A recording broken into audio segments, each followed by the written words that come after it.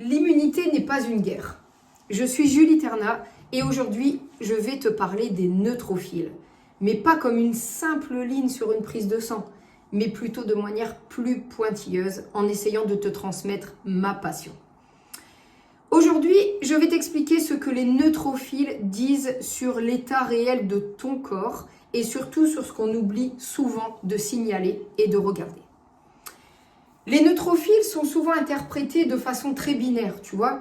S'ils sont trop hauts, on dit que c'est une infection. S'ils sont trop bas, on dit que ton immunité est faible. Cette lecture est certes pratique, mais à mes yeux, biologiquement très incomplète. En réalité, les neutrophiles parlent moins de microbes que de pression physiologique globale. Mais alors, qui sont vraiment ces neutrophiles? Les neutrophiles appartiennent à l'immunité innée. Ça veut dire une chose essentielle. Ils ne réfléchissent pas, ils exécutent. Ils sont programmés pour intervenir vite, sans analyse fine, précise, surtout sans mémoire et sans stratégie au long terme. Si l'immunité, en gros, elle était une entreprise, on pourrait dire que les neutrophiles seraient un peu comme le service d'urgence. Ils gèrent les crises, mais aucunement la vision globale. Un point que personne n'explique souvent, c'est que les neutrophiles sont extrêmement énergivores. Leur production, leur activation et leur action demandent beaucoup de ressources. Donc, le corps ne les mobilise jamais au hasard. Quand les neutrophiles sont mobilisés, c'est que le corps a estimé que c'était nécessaire et maintenant. Alors, quand on lit une lecture et qu'on voit des neutrophiles élevés, que peut-on en déduire ? Bien sûr, des neutrophiles élevés peuvent refléter tout simplement une infection aiguë, un virus maintenant, ou une inflammation. Mais très souvent, et surtout au cabinet, moi, je vois des gens dans un tableau chronique. Et ça peut traduire bien autre chose. Les neutrophiles montent aussi quand ton cortisol, et on en parlera dans d'autres épisodes, l'hormone qui régule ton stress peut être élevée. Le système nerveux est en hypervigilance et le corps est en stress prolongé ou aussi quand l'organisme perçoit une menace diffuse.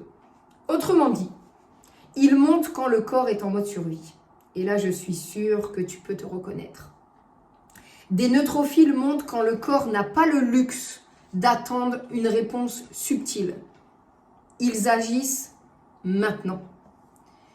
Des neutrophiles chroniquement élevés sont un vrai problème. Le problème n'est pas quand les neutrophiles montent, le problème, ça va être plutôt quand ils ne redescendent pas.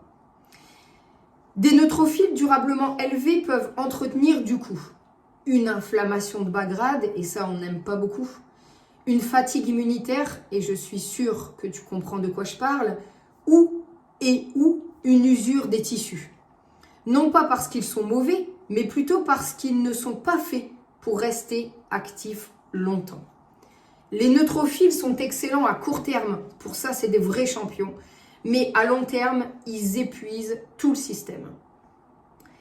Maintenant, passons aux neutrophiles bas et voyons plutôt ce que peut nous dire cette lecture. Quand les neutrophiles sont bas, eux, on parle trop souvent de faiblesse immunitaire. Alors c'est vrai, il y a bien des cas de gens qui sont réellement en faiblesse immunitaire. Mais en réalité, et parfois, des neutrophiles bas peuvent refléter autre chose. Ça peut vouloir dire une sortie de phase aiguë, rappelons-le tout à l'heure, ils étaient hauts lorsqu'ils contractaient un virus, et donc du coup après, en phase où le virus sort ou est en train de sortir de ton organisme, les neutrophiles ont pu baisser. Ça peut aussi vouloir dire un recentrage du corps vers l'immunité adaptative, un peu complexe, mais je t'en parlerai dans d'autres épisodes, ou aussi une économie énergétique, ou parfois une inhibition liée au stress chronique. Et donc, ce n'est pas toujours un tableau de défaillance immunitaire, c'est parfois un choix biologique. Ton corps et ton système immunitaire surtout sont tellement intelligents et savent faire les bons choix biologiques pour privilégier ta survie. En gros, si on comparait un peu, tu vois, les neutrophiles aux pompiers, on répète, ils agissent dans l'urgence, on pourrait dire que ce n'est pas parce que les pompiers ont disparu que tu ne vois plus de neutrophiles, c'est plutôt que le feu est ailleurs. Surtout, ce qu'il faut retenir aussi, c'est que les neutrophiles ne peuvent pas être interprétés selon... ce qu'ils ne peuvent pas dire, plutôt. Les neutrophiles ne disent jamais, tu vois, si ton immunité est bonne, ou si tu es fragile, ou si tu vas tomber malade. Ils disent seulement, le corps est-il sous pression, ou est-ce qu'il n'est pas? Les neutrophiles mesurent l'intensité, mais surtout pas l'intelligence du système. Ce qu'il faut comprendre par ailleurs, c'est que lire des neutrophiles seuls est complètement absurde. C'est comme regarder un symptôme sans regarder le patient. Donc c'est tout à fait ce que j'ai horreur. Ils n'ont de sens, ces fameux neutrophiles, qu'avec des lymphocytes, avec l'histoire clinique du consultant et avec le contexte émotionnel et physiologique que j'aime tant. Sans ça, on ne fait pas de la compréhension du vivant en fait. Un bilan biologique sans contexte, ce n'est pas pour moi une bonne lecture, c'est une extraction de données. Les neutrophiles partent surtout du niveau de contrainte subie par le corps. Et c'est ce que j'aime beaucoup et c'est ce qui me passionne. Pas de ta valeur, ni même de ta résistance, et ni même de ton futur.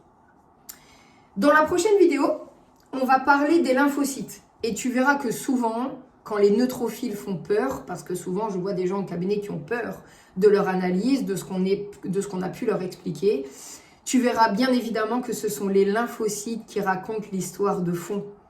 Ton système immunitaire traduit tout simplement ton histoire. J'espère que cette vidéo t'aura plu et qu'elle te permettra du coup de mieux comprendre comment agit ton système immunitaire. Et je te dis à très vite pour le prochain épisode.